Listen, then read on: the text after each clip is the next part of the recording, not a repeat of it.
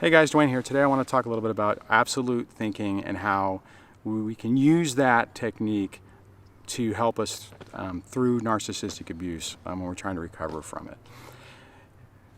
Let me just start off right off the bat. I know taking an absolute view on things is typically not something that you would recommend to somebody, right? I mean, everyone's supposed to have an open mind. They're supposed to think differently about things. They're supposed to not be judgmental. They're, all those, typical ways we're taught and trained to think and approach things. Now, I think that when we're recovering from narcissistic abuse, that approaching things the way that we did, the way we typically do, isn't really helpful in this situation. And the reason I say that, and this kind of dovetails with some of the other videos I've recently made where I talk about, how you're interacting with these situations and how you question yourself and you second guess yourself. And like I've said in those videos, I've had the exact same problem. I've had the problem where I don't really want to believe the reality that I'm in, and I make excuses for it, and I second guess myself, I second guess what I know, and all of that intertwines to really complicate my recovery. Now, I know early on, for me, I instinctively knew something was wrong. That's the reason why I left in the first place. But I didn't know what it was. So I didn't have a framework to package everything up in to help me understand what I was dealing with and to move forward with it. Now, the problem with that, and the same thing that we talked about before, and the same thing that I'm sure you guys have gone through as well, is that really is difficult because you begin to question your version of reality and how it is interacting, how you're interacting with it. Okay, so one of the things that I did, shortly after I learned about this personality disorder, and I really started to suspect that my ex did have this because of the things that were happening. It fell in line where you could almost predict what they were going to do. But even with that, I still would have those times where I would second guess myself and I wouldn't be entirely sure. Now, one of the things that I've done, and this is what I'm talking about with this approach, I've taken this absolute thought and knowledge that yes, she absolutely has this disorder, even though it's undiagnosed, even though there's no medical diagnosis and there's no absolute proof. I have for myself, for my own sanity, said, okay, I am dealing with somebody with a personality disorder. I am dealing with somebody who suffers from narcissistic personality disorder. This is a person who has no empathy. They have no ability to interact. Their primary goal is supply any way they can get it.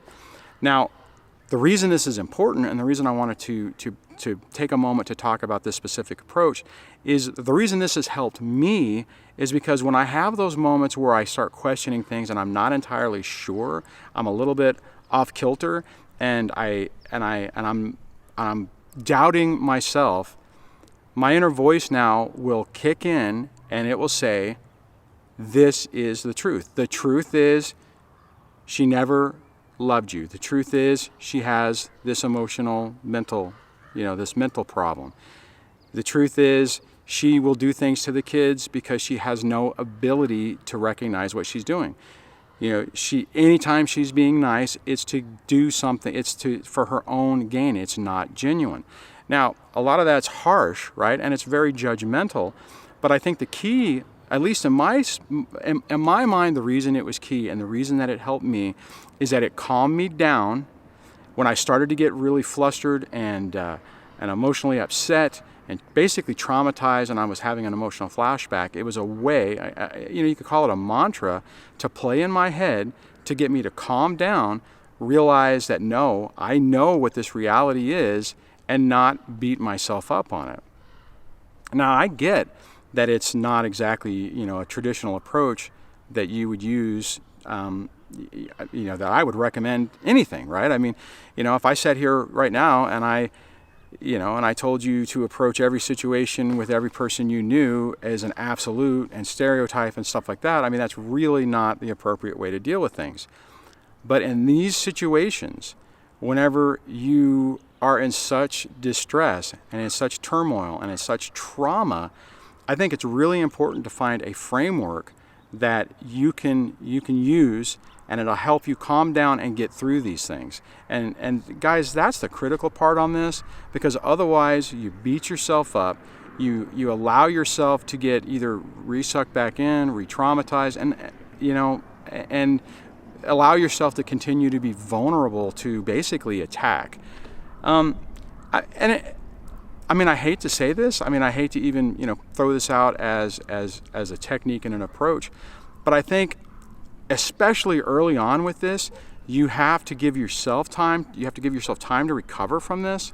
You have to give yourself time to learn about what you're dealing with, to be able to control your own emotional state, to be rational in your responses instead of emotional. And every little piece of the puzzle that you can use to help you do that, to help get you farther along with this, even if it's a temporary step, right?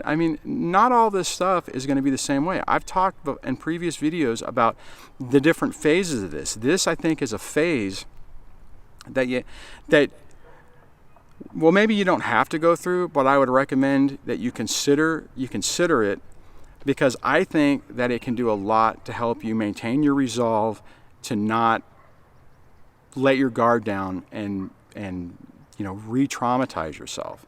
So whenever they decide to start hoovering, or they start love bombing you again, or they start trying to draw you back in and make you think, oh well, either multiple different ways. They could either be saying, oh, I'm not that person anymore, I never was that whatever. They could deny everything, which that's a pretty good indication that something's wrong right there. They could pretend like they've changed. They could just be being nice. All those different things. Any of those things are techniques to draw you back in. It's a technique for the vampire to let you open the door, to let them back in the house so they can feed on you again. So you have to take every step that you can to help defend yourself, right? It's like it's part of your arsenal of capabilities to allow yourself to heal. Now, I haven't really necessarily talked about this type of technique for a while. I mentioned it the other day in a video, but I haven't really talked about it because it's a little weird, because it's talking about an approach that's a little bit different than what you normally would do. It's absolutely something that you wouldn't want to tell someone, oh, just accept that this segment of people is bad. Pick your stereotype.